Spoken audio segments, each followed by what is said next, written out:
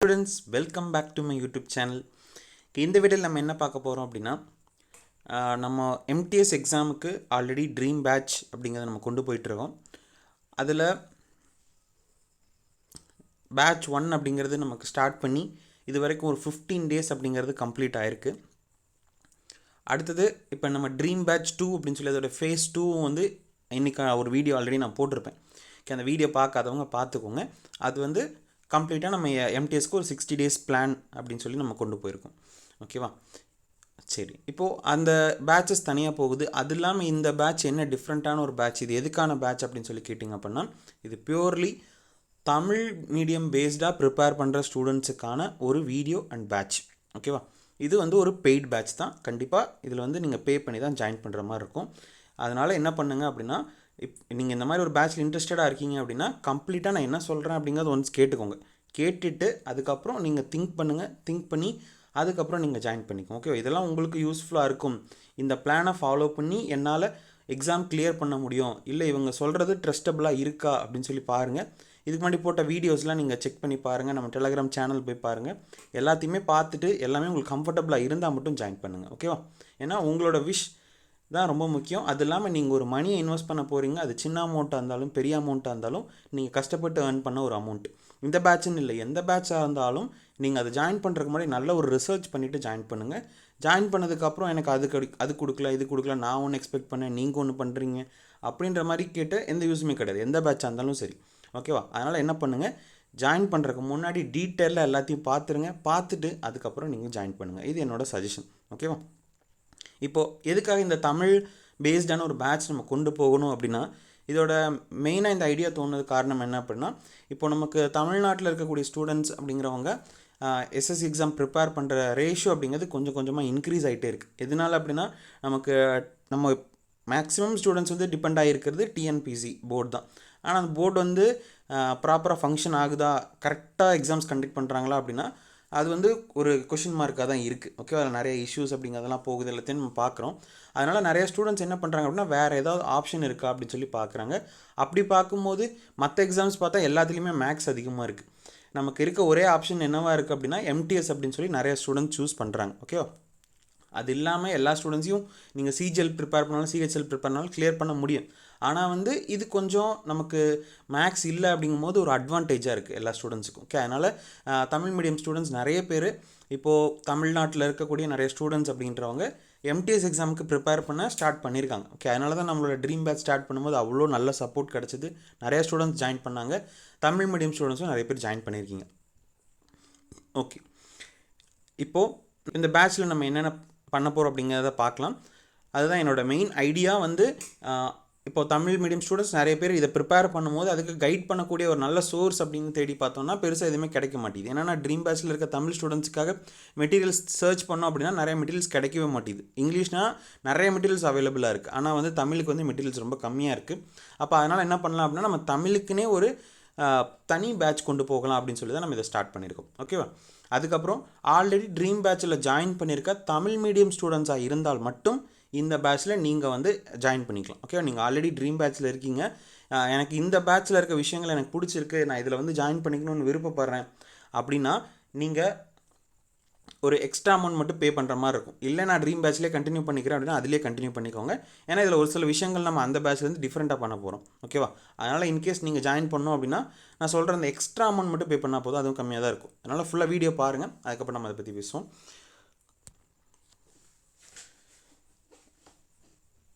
இப்போ இதில் ஃபஸ்ட்டு இந்த பிளானோட மெயின் ஐடியா அப்படிங்கிறது என்ன அப்படின்னா, நம்ம கண்டென்ட்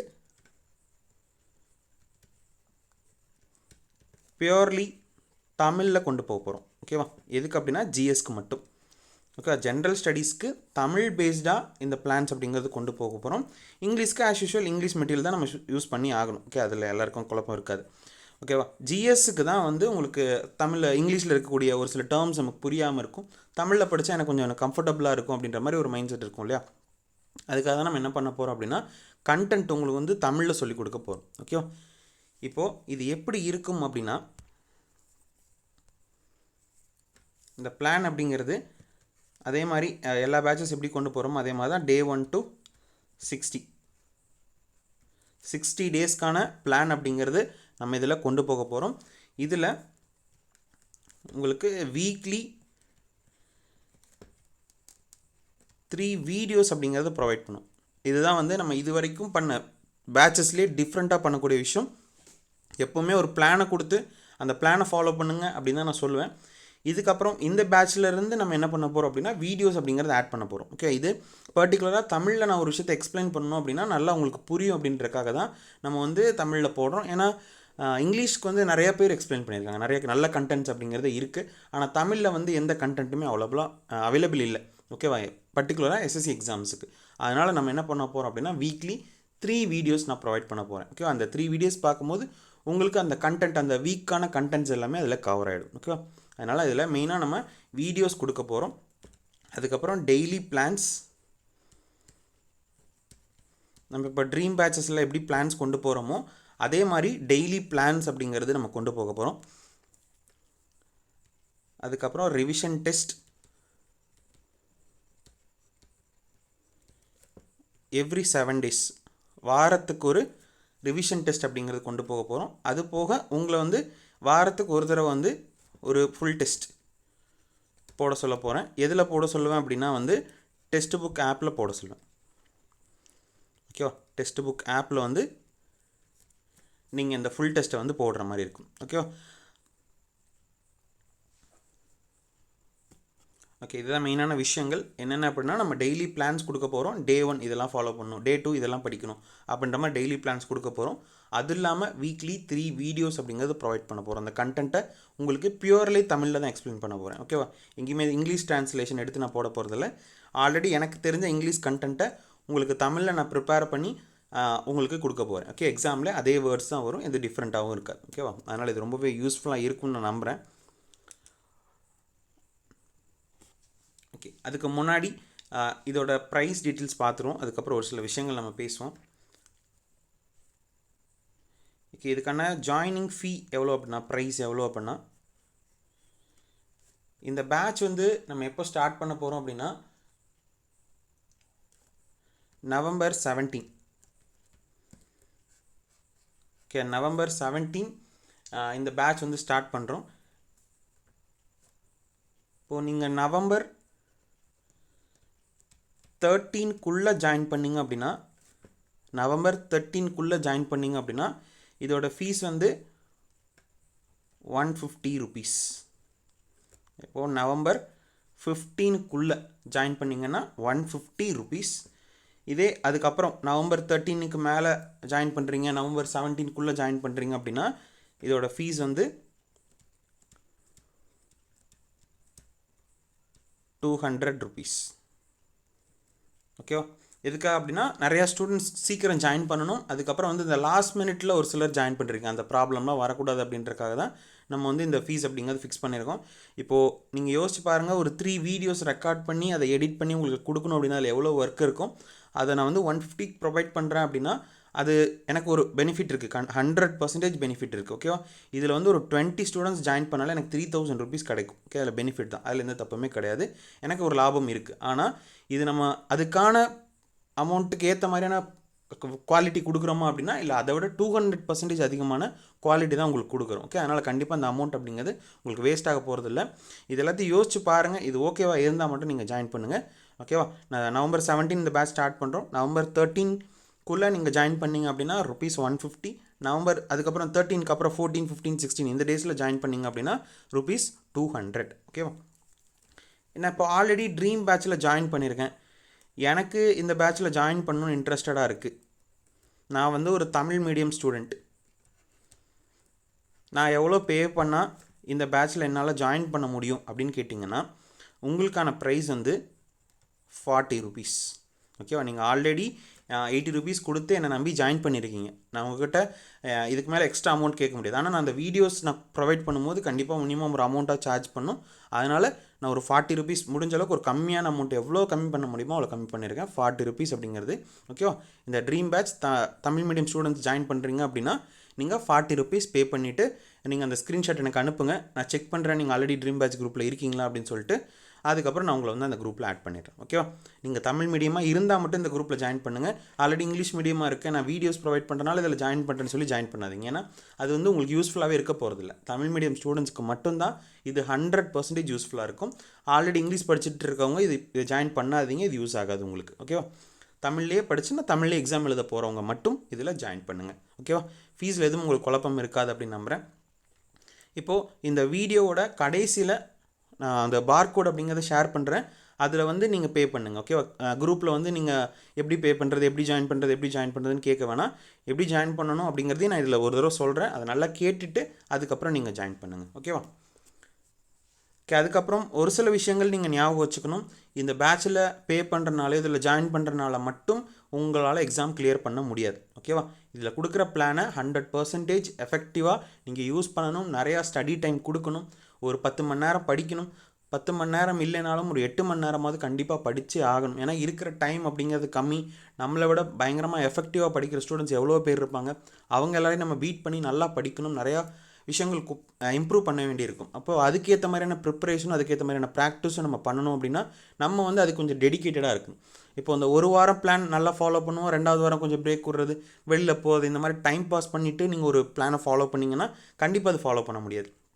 நீங்கள் 100% நான் டெடிக்கேட்டடாக இருப்பேன், என்னால் ப்ராப்பராக ஃபாலோ பண்ண முடியும் அப்படின்னா மட்டும் இந்த குரூப்பில் ஜாயின் பண்ணுங்கள். இல்லைனா ஜாயின் பண்ண வேணாம். ஓகேவா?